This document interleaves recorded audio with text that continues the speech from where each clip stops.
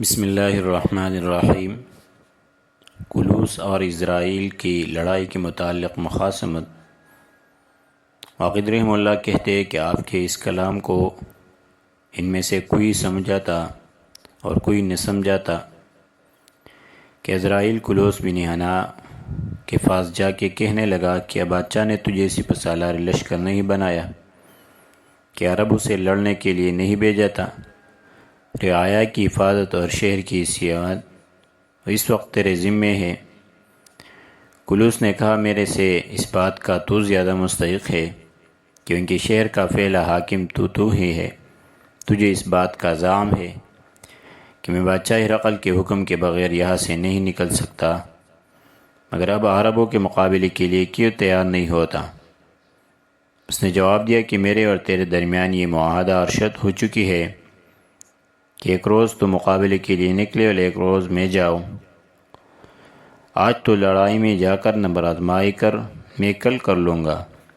Close نے کہا، میں پہلے کہہ چکا ہوں کہ اس شہر میں مجھ سے پہلے تو آیا ہے، اس لیے پہلے لڑائی میں بھی تو ہی جا، میں کل کی لڑائی میں حصہ لے لوں گا۔ آخر اس بات میں مخاصمت بڑھ گئی، تو میں ہونے لگی، گفتگو نے طول کھینچا۔ لوگوں نے اس بات پر فیصلہ کرنا چاہا کہ دونوں کے نام قرعہ ڈالا جائے، جس کا نام قرعہ میں نکلے آج مسلمانوں کے مقابلے کو وہی شخص نکلے گا۔ مگر کلوس نے کہا، نہیں، بلکہ بہتر یہ ہے کہ متفقہ طور پر حملہ کرے تاکہ ہماری ہیبت قائم رہے اور آپس میں تفریق نہ کرے۔ اسرائیل نے کہا، مجھے اس سے کچھ مطلب نہیں، جس طرح چاہو کرو۔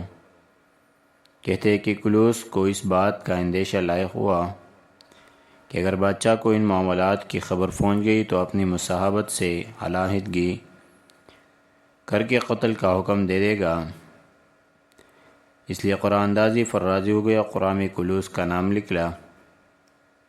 اسرائیل نے کہا، میدان میں جیسا کہ سپہ سالار افواج اسلامیہ نے شجاعت دکھلائی ہے، تو بھی اس طرح دکھلا۔ جس وقت میں مقابلے کو نکلوں گا، اس وقت دونوں فریق یہ دیکھ لیں گے کہ ہم دونوں میں سے کون سا زیادہ شاہ سوار اور بہادر ہے۔ واقد رحمہ اللہ کہتے ہیں کہ اس وقت کلوس نے ذرا پہنی گھوڑے پر سوار ہوا اور اپنے ساتھیوں سے کہا کہ اپنی تمام توجہ اور قوت میری طرف منعطف رکھنا۔ اگر مجھے مقابلے میں مغلوب دیکھو تو فوراً اعانت کے لیے پہنچ کر حملہ کر کے میرے جان بچان لینا۔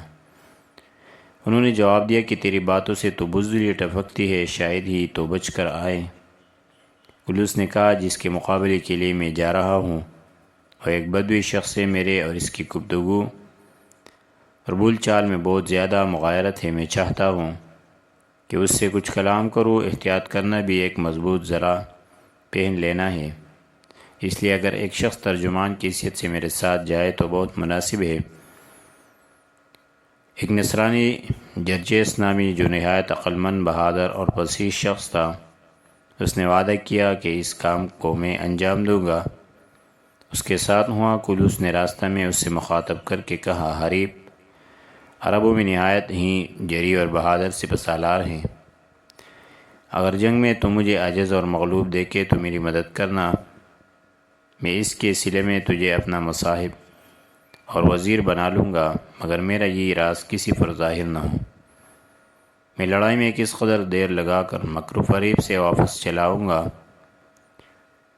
اور جس وقت اس کے مقابلے کے لیے اسرائیل نکلے گا تو یقیناً قتل ہوگا، اور اس کی طرف سے مجھے اس وقت اطمینان کا سانس نصیب ہوگا۔ جرجیس نے کہا، میں فن حرب سے بالکل ناواقف ہوں، البتہ بات چیت اور گفتگو سے مدد دے سکتا ہوں، سو میں حتی المقدور جہاں تک ممکن ہوگا فریب دہی میں کوتاہی نہیں کروں گا۔ اگر تجھے یہ بات منظور نہیں ہے تو اس پر خوب غور و فکر کر کے مجھے جواب دے۔ اس نے کہا، افسوس، تیری خواہش ہے کہ مجھے دشمن کے حوالے کر دے۔ جرجیس نے کہا، اور تیرا یہ منشا ہے کہ اپنے آئی میں مجھے مینڈ چڑھا دے۔ بھلا تو ہی انصاف کر، اگر میں مارا گیا تو تیرا انعام و اکرام، عطا و بخشش میرے کس کام آئے گا؟ کلوس یہ سن کر خاموش ہو گیا اور آگے بڑھا، یہاں تک کہ حضرت خالد بن ولید رضی اللہ عنہ کے قریب پہنچ گیا۔ مسلمان نے جس وقت ان دونوں کو دیکھا، رافع بن عمر طائی نے چاہا کہ بڑھ کر کلوس پر حملہ کر دے، مگر حضرت خالد بن ولید رضی اللہ عنہ نے انہیں روکا اور فرمایا تم اپنی جگہ کھڑے رہو، میں دین کا خادم موجود ہوں۔ واقد رحمہ اللہ کہتے ہیں کہ کلوس جس وقت حضرت خالد بن ولید رضی اللہ عنہ کے قریب پہنچا تو اپنے مصائب جرجیس سے کہنے لگا کہ تم ان سے استفسار کر کے تم کون ہو اور کیا چاہتے ہو؟ نیزوں نے ہمارے سطوت اور جبروت سے ڈرا اور کثرت لشکر کی خبر دے کر دمکا، ان کا اندیہ معلوم کرو کہ آخر کیا منشا ہے۔ جرجیس آگے بڑھا اور حضرت خالد رضی اللہ عنہ کو مخاطب کر کے کہنے لگا، اے اعرابی، میں تم سے ایک مثال بیان کرتا ہوں، وہ یہ کہ تمہاری مثال اس شخص جیسی ہے جس کے پاس بکریوں کا ایک گلا تھا، اس پر اس نے چرانے کے لیے ایک بزدل کم ہمت غیر شکاری کو مقرر کر دیا۔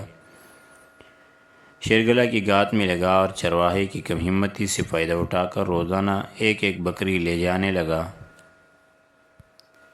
بکریاں ختم کے قریب پہنچ گئی اور شیر کے منہ کو خون لگ چکا تھا اور روز کا عادی ہو گیا۔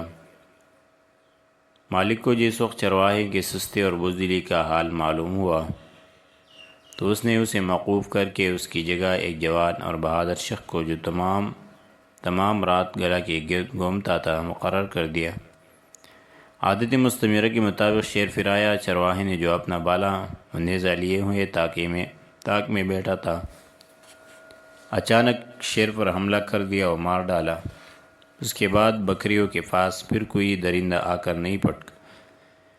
یہی حال تم لوگوں کا ہے، ہم نے تمہارے معاملات میں محض اس لیے سستی سے کام لیا تھا کہ تمہاری قوم نہایت ضعیف اور ننگی بھوکی اور مزدور قوم تھی۔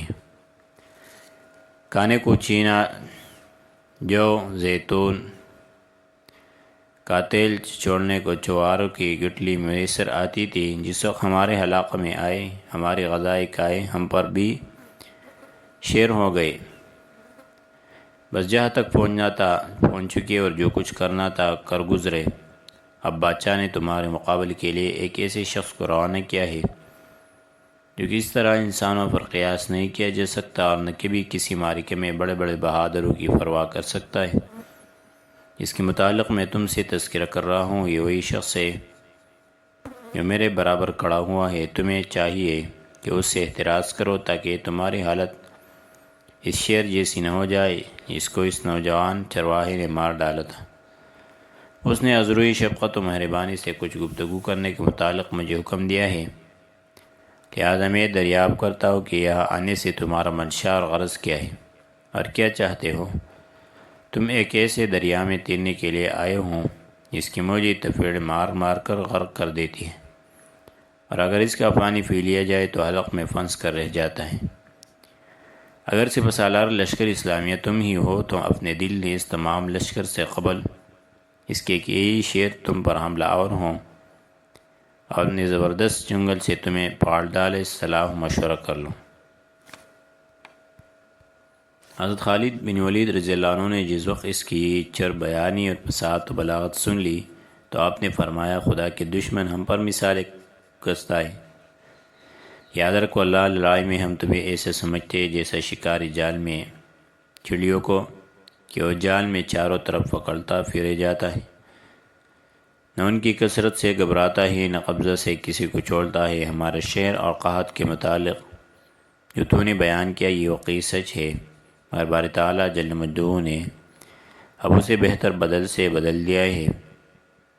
چینا کی بجائے گیہوں میں وجات گھی اور شید عنایت فرمایا۔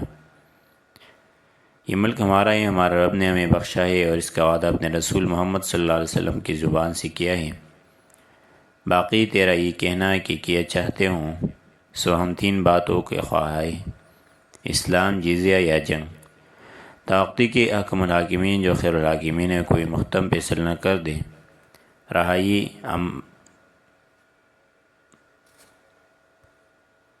کہ یہ بد کردار شخص ایسا ہے اور ویسا ہے تو یہ رکھ ہمارے نزدیک ذلیل سے ذلیل اور مردک سے بدتر مردک شخص ہے۔ اگر یہ سلطنت کارکن اور پیش ہے تو ہم اسلام کے خادم اور رکن، تدمر، عرق، حوران، سخنا اور بصرہ کے مالک اور بادشاہ ہیں اور میرا نام خالد بن ولید ہے۔ جس وقت جرجس نے آپ کا کلام سنا تو چہرہ متغیر ہو گیا اور لڑ کڑا کر پیچھے ہٹ آ گیا۔ کلوس نے یہ دیکھ کر کہا، سخت افسوس ہے کہ تو نے اول شیر کی طرح حملہ کیا، پھر خوف زدہ ہو کر پیچھے لوٹ آیا۔ جرجس نے جواب دیا کہ مجھے اپنے دین کی قسم میں اسے اوباش آدمیوں سے سمجھا تھا، یہ معلوم نہیں تھا کہ ایک حملہ اور منڈا اور بدن کر دینے والا شاہ سوار ہیں۔ یہ ایک ایسی قوم کا سردار اور حاکم ہے جس نے دنیا کو شر سے بھر دیا، اس لیے تو ہی اس پر پھیل اور استقدام کر کے اپنی بہادری کے جوہر دکھلا۔ کلوس نے جس وقت حضرت خالد رضی اللہ عنہ کا نام سنا اپنے ذہن پر اس پتے کی طرح جو تیز ہوا میں ہلتا ہے تر تر کانپنے لگا، اور جرجس سے کہا کہ اس سے ایک لڑائی کل پر موقوف رکھی جائے۔ جرجس نے کہا، میں کہہ دیتا ہوں مگر مجھے یقین نہیں کہ اسے منظور کر لیں گے۔ اس کے بعد جرجس نے آپ کی طرف دیکھ کر کہا، اے اپنے قوم کے سردار، میرا ساتھی کہتا ہے کہ ان سے کہو کہ اپنے لشکر میں لوٹ کر اپنے آدمیوں سے مشورہ کر لے۔ اس نے فرمایا، بیوقوف مجھے دھوکہ دینا چاہتا ہے، حالانکہ میں لڑائی کی جڑ و پن حرب کی جان ہوں، میری سے جان بچا کر بھاگ جانا بہت مشکل ہے۔ اس کے بعد آپ نے نیزہ سنبھالا اور اس کا رخ جرجس کی طرف کیا تو جرجس کی زبان بند ہو گئی اور بے سخت بھاگ۔ آپ نے جس وقت اسے بھاگتے دیکھا، کلوس کو جنگ کے لیے آواز دی اور حملہ کر دیا۔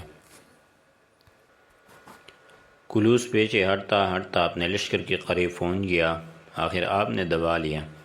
کلوس نے بھی مجبوراً جوابی حملہ کیا اور اب حریفوں میں نیزہ بازی شروع ہوئی، جس کی چنگاریاں آگ کے شعلوں سے بھی زیادہ بھڑک رہی تھی۔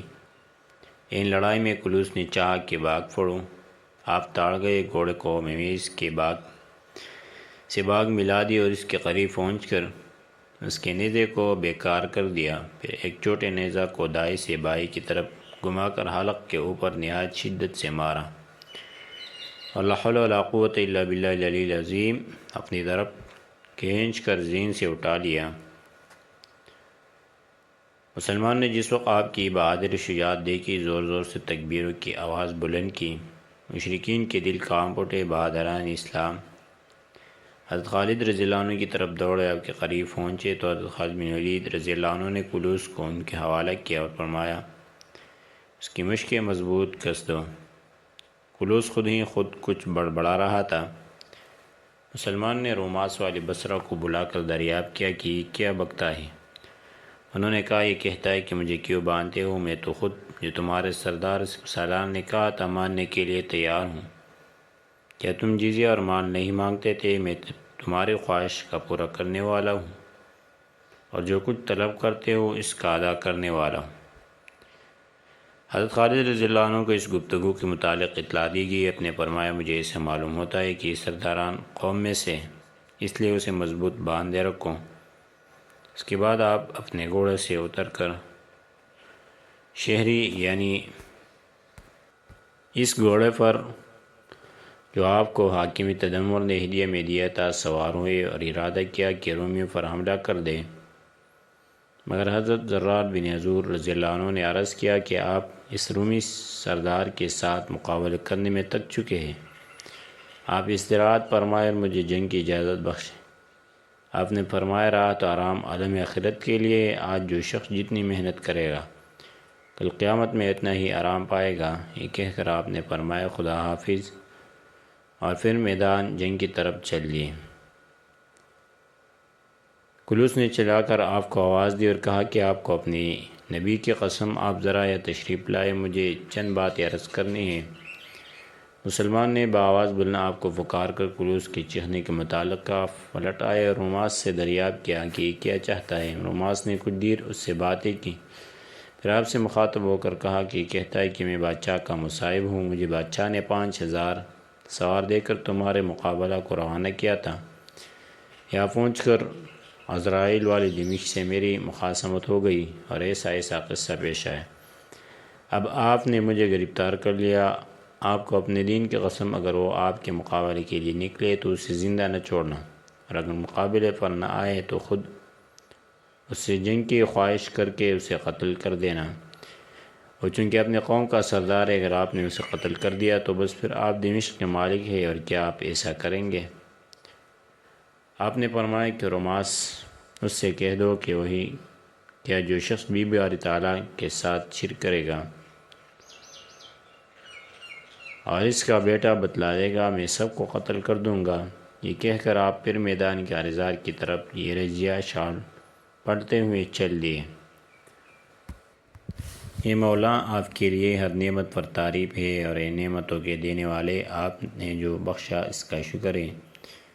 کفر اور ظلمت کے بعد آپ نے ہم پر احسان فرمایا، شک اور ظلم کی تاریکی سے ہم کو نکال دیا۔ محمد صلی اللہ علیہ وسلم کے طفیل آپ نے ہمیں نجات دی، جو تہمت ہم میں تھی جدا کر دے، عزت و نصرت اور ہدایت کے ساتھ ہماری تائید کی، اور ہم کو خیر امم کے لقب کے ساتھ مشرف فرمایا۔ ہمارا جو کچھ ارادہ ہے باری الہی اسے پورا کر دیجیے، اور مشرکین کو جلدی عذاب کا مزہ چکھا دیجیے۔ اس کے بعد کیا ہوا انشاءاللہ آگے درس میں ذکر کریں گے۔